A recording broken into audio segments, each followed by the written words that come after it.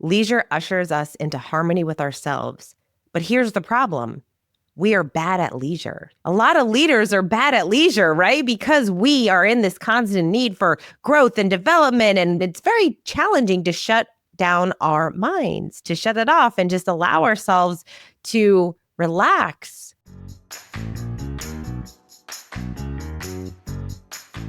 I'm excited about this episode because we're changing things up. It's a little bit different than most of our episodes. Today, we're talking a little bit about slowing down to the speed of joy. This is one of Matthew's most recent books. It is a beautiful book. One of the things I love so much about it is the title. The title, even if you don't read the book, the title makes you feel something, which is a beautiful thing. He's got a gift for coming up with great titles of books. The subtitle is The Simple Art of Taking Back Your Life. We're going to talk a little bit about some of the ideas in this book to hopefully inspire you to slow down to the speed of joy. Even when you say it, don't you just feel this sense of peace and calm? So this is going to be a great episode to share with your team members, with your friends, a spouse, your colleagues, because in this crazy world that we're living in with just such fast-paced, all the time screens and devices that we're looking at and experiencing, just so many things all at once, giving ourselves that gift of taking a step back and allowing ourselves to be still, to be calm, and give ourselves permission to chill, to relax, to do some of the things that bring us joy. This is a very personal book to Matthew because he shares so much of his story and his 30 years of running from thing to thing and just constantly speaking on so many stages and traveling to so many different places and just this constant being productive all the time.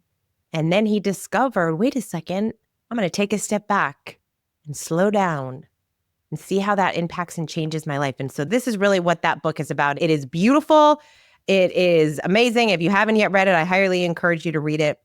The cover even says, slowing down to the speed of joy isn't just a book, it's a way of life.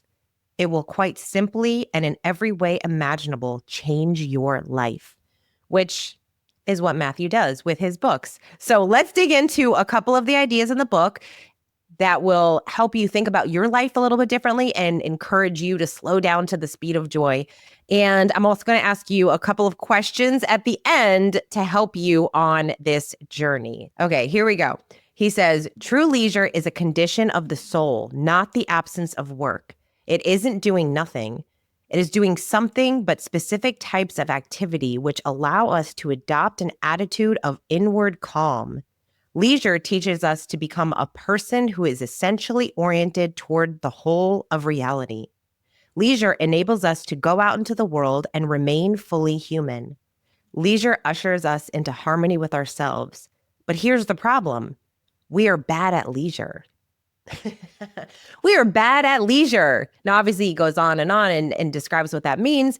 But are you bad at leisure? A lot of leaders are bad at leisure, right? Because we are in this constant need for growth and development. And it's very challenging to shut down our minds, to shut it off and just allow ourselves to relax.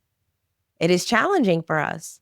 I can't tell you how many leaders that we talk to that will say, I want to meditate, but I can't shut my mind off. And they think that they're unique, but no, this is a big challenge among a lot of people, especially today, because we are constantly on our phone and we have just so much stimulation that it's really challenging for us to sit in silence, to not want to pick up our phone, to not want to do something, to not want to be productive all the time. Are you bad at leisure? On a scale of 1 to 10, what rating would you give yourself when it comes to leisure? Be honest. We can decide where you are today and then make some steps to get a little bit better at leisure. Without even going into any more of the details of the book, what does leisure mean to you?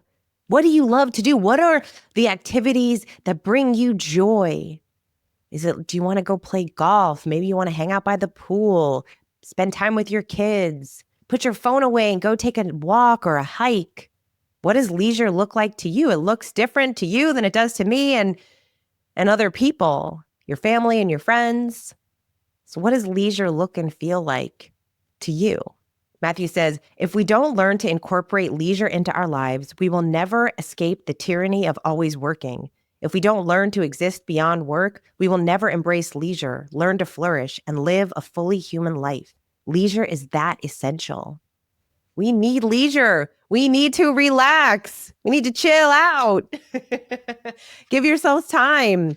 In fact, there's a whole section of the book where Matthew talks about practicing the Sabbath, giving yourself that day to relax, to enjoy your family, and to do some of the things that you love. Okay, check this out. He says, work is easier than leisure. That's right. It's much easier to work more than to slow down and learn how to practice Sabbath. One reason is because we know how to work. It is comfortable, whereas we need to learn how to practice Sabbath. Work is easier than leisure. Isn't that crazy? But it's true. We know what we need to do. We know what needs to get done. And so it's easier to do that. I have so many friends of mine that say it's so hard for me to just sit on the couch and chill and relax, or to go and take a walk and not think about the hundreds of things that are on their to-do list. But how much more fulfilling is it when we allow ourselves to do some of the things that we love? We get that energy, that enthusiasm, all the things that we do that bring us joy. That joy sparks energy, and then we bring that energy with us the next day. It's okay for us to relax a little bit. Only by relaxing and slowing down a little bit are we then able to give ourselves fully into every area of our lives. He says, the mistaken belief that leisure should be easy is an enemy to success. Leisure requires that we must learn to do nothing, and most people are horrible at doing nothing. Leisure requires that we learn to enjoy doing things just for the joy of it and not because of the outcome it may produce, just for the joy of it. What do you love to do just for the joy of it? Maybe you love gardening or yoga or being out in nature. Maybe you love making jewelry or painting or pottery. Maybe you love to write poetry or read. When was the last time you sat down and just allowed yourself to read a really great book? Are you giving yourself time to slow down? Those are just a few of the ideas in Matthew's book, Slowing Down to the Speed of Joy. I highly recommend you read it. Give yourself some time to sit down and read this book. You will not regret it. It will change your life. It'll change the way you think about how you're working. It'll change the way you think about how you want to spend time with your family.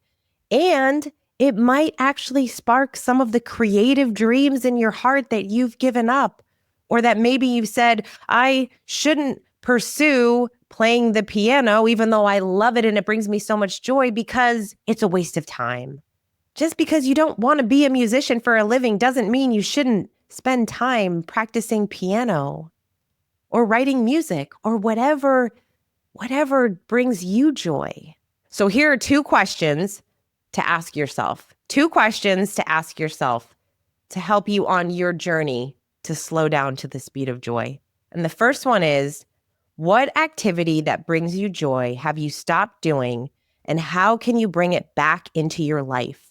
This is your opportunity to think about just one activity that you love, that when you do, it brings you so much joy. Whatever it is, like we said, it's different for everyone. But what is that one activity that you've given up? And then how can you incorporate it back into your life? How can you put it into your calendar this week, right now? Add it to your calendar and give yourself that space to enjoy it. And you can even track, how did that make you feel? How did taking this activity that you love so much and putting it back into your calendar, how did that change your life this week? Question number 2. How might slowing down and making more time for leisure help you become the best version of yourself? This is a great question to ponder. It's a great journaling prompt. Take some time to think about, what would that look like if you actually gave yourself some time to slow down, to sit in silence, maybe even meditate a little bit? How would that change your life? What would that do for you? How would that help you become a better leader, a better parent, a better spouse, a better friend, a better daughter or aunt, or whatever roles you play in your life? How might slowing down help you become a better version of yourself? So those are 2 questions that I challenge you to think about, to journal about, and see what shows up. You might surprise yourself. I hope this episode inspired you in some way, and I hope that you do take some time to think about those questions. And of course, pick up your copy of Slowing Down to the Speed of Joy by Matthew Kelly. It is an incredible book. You will thank yourself for reading it. As always, thank you so much for listening. And until next time, lead with culture.